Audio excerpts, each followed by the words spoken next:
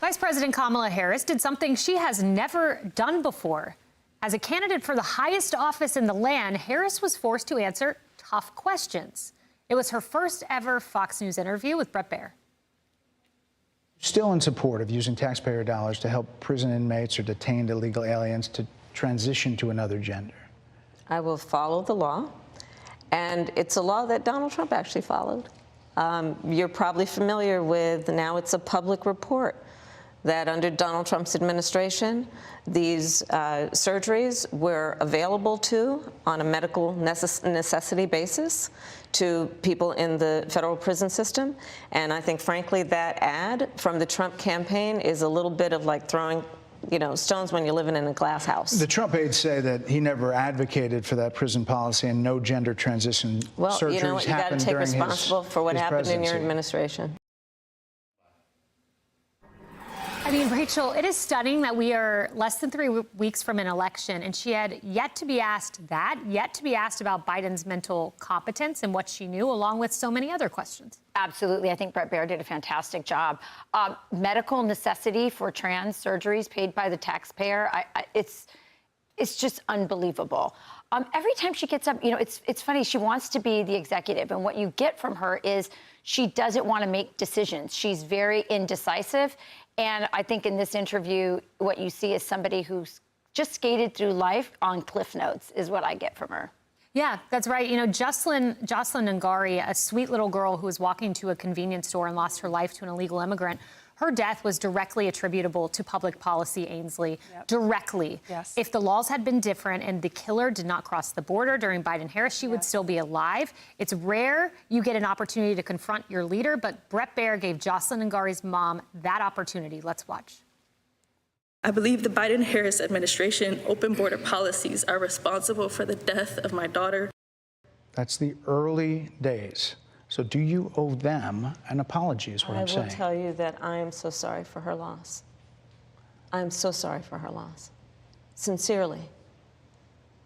But let's talk about what is happening right now with an individual who does not want to participate in solutions. Let's talk about that as well.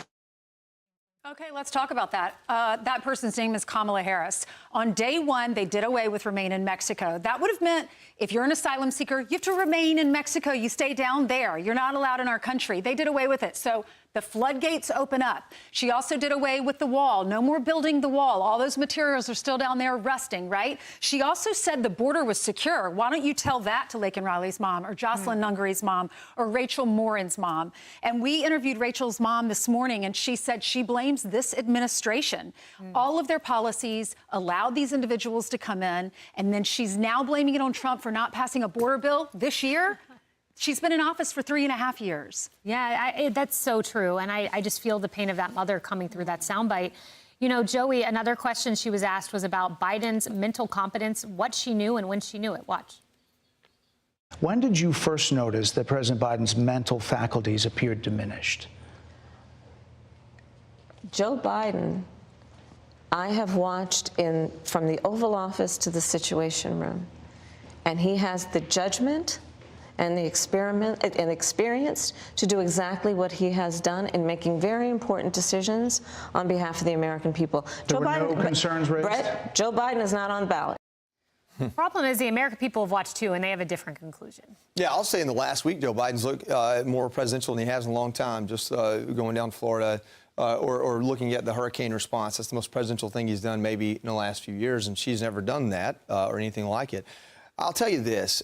First of all, Fox News needs to take a victory lap. And I say as a contributor, not an employee of Fox News, just someone who gets to come on here and give opinions, because if Donald Trump were sitting in that seat, Bret Baier would have asked just as pointed of questions and just as many follow-ups. If you go back to the very first interview that she and Waltz did together, the biggest complaint I had was some of the questions were okay, but there were no follow-ups. There were no, but explain that. And then you hear, and we may talk about this later in the segment, you hear about how they squeezed the time on both ends, tried to rush Bret, or at least that's what we're hearing. And they're doing that hoping that he'll, rather than having follow-ups on one issue, just skim through a bunch of them, give her a chance to give her campaign talking point and be done. He didn't do that. So I watched that in awe of his ability to stick with an issue like the border, which lasted the entire first part of the interview, because it matters and because a no answer is not an answer. Yeah. A non-answer isn't an answer, and that's one of them right there. Probably not quite as much of an issue as the border and the economy and other things, but this idea that Joe Biden isn't running for president for a reason, and that reason isn't because she was a better choice or a better leader. It was because nobody was going to spend money on him, and everyone who was saying he's not with it anymore. And the fact she can't answer to that non-answer actually is an answer. Kara, and just to compare, I mean, as someone who was on Trump's press team, Bret Baier said there were like 4 people rapping. She showed up late.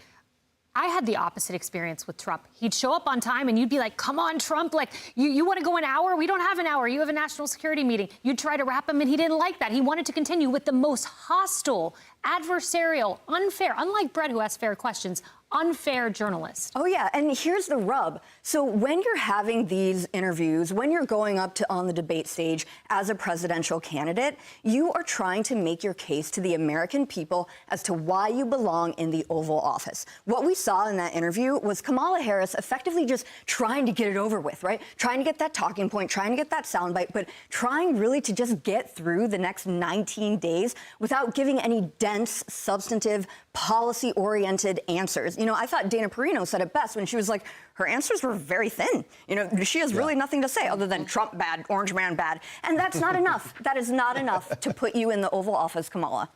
Wait. But there is one man who thinks it is just enough, and let's roll him, Brian Stelter. We have 10 seconds for this. Instead of getting to debate Trump again, she got to debate Bret Baier. And a lot of us are going to come away saying, wow, she's willing to do that. That's a sign of toughness and strength. Yeah, so I'll leave you with that and let the American people decide. Hey everyone, I'm Emily Campagno. Catch me and my co-hosts Harris Faulkner and Kayleigh McEnany on Outnumbered every weekday at 12 p.m. Eastern, or set your DVR. Also, don't forget to subscribe to the Fox News YouTube page for daily highlights.